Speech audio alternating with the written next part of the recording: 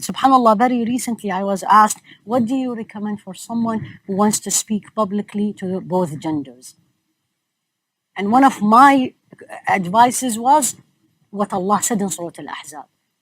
When you speak, speak firmly and know what you are talking about, but also لا تخضعن بالقول.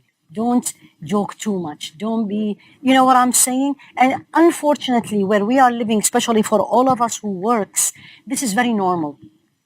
The society we live in and the atmosphere, it's very normal. I mean, if you don't work, ask your husbands. It's very normal. But that doesn't mean it's okay. We all have to know this. We are Muslims and you need to do it only once. And then people will know. You know, the private space, the way you talk, let's go out, let's have a coffee, let's do all this. For them, this is norm. For me, I follow what Allah taught me.